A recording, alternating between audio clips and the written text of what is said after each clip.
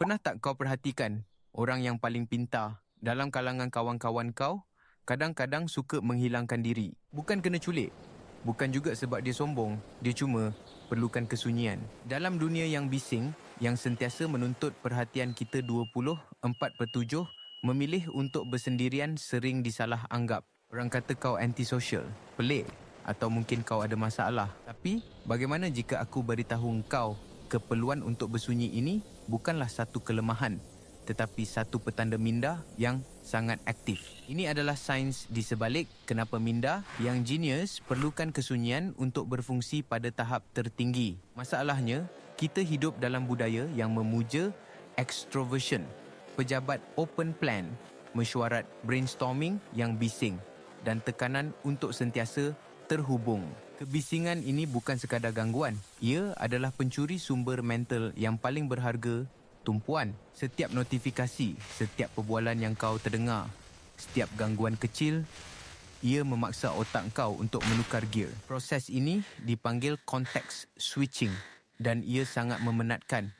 Ia membakar tenaga mental tanpa menghasilkan apa-apa yang berguna. Kau rasa kau multitasking, tapi sebenarnya kau cuma membahagikan tumpuan kau sehingga ia menjadi tidak berguna. Jadi, kenapa kesunyian adalah penawarnya?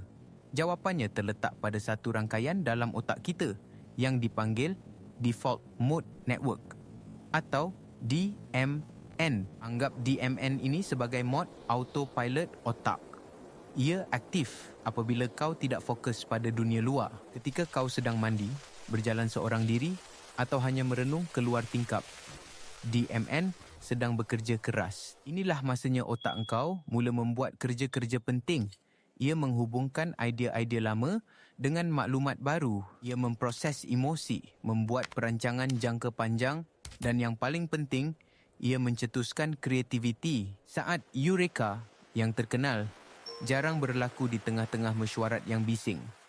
Ia berlaku dalam kesunyian. Kebisingan dan gangguan dari luar secara literalnya mematikan default mode network. Otak kau terpaksa mengalihkan semua sumbernya untuk memproses data dari luar, tidak meninggalkan apa-apa untuk pemikiran mendalam. Fikirkan Albert Einstein.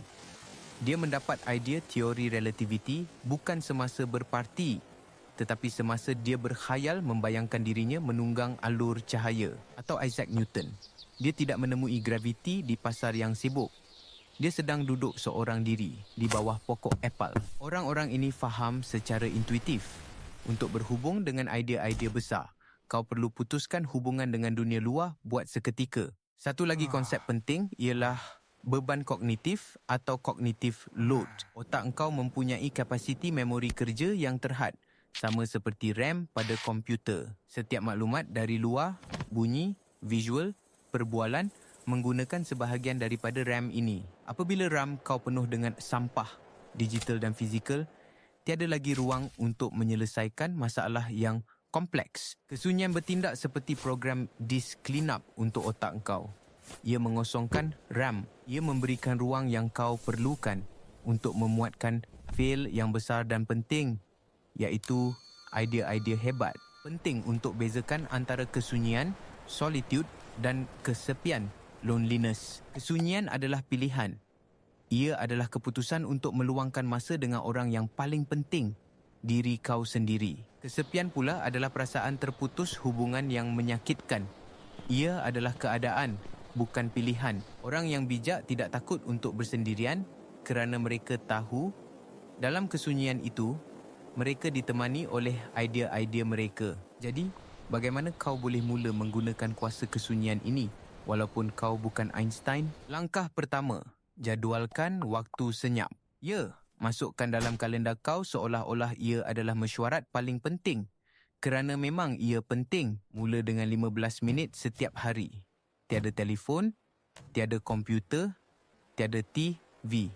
Hanya kau dan fikiran kau. Langkah kedua, cipta kubu fikiran kau. Cari satu sudut di rumah kau, pakai font kepala pembatal hingar, atau pergi berjalan di taman. Apa sahaja yang memberi isyarat kepada otak kau. Masa untuk berfikir. Langkah ketiga, latih otak kau untuk bosan. Kita sudah terlalu biasa dengan rangsangan segera. Apabila ada masa terluang, kita terus capai telefon.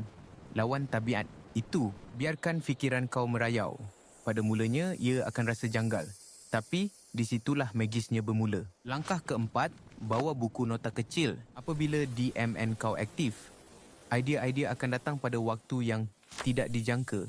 Bersedia untuk menangkapnya sebelum ia hilang. Kesimpulannya, keperluan untuk bersunyi bukanlah satu kecacatan sosial.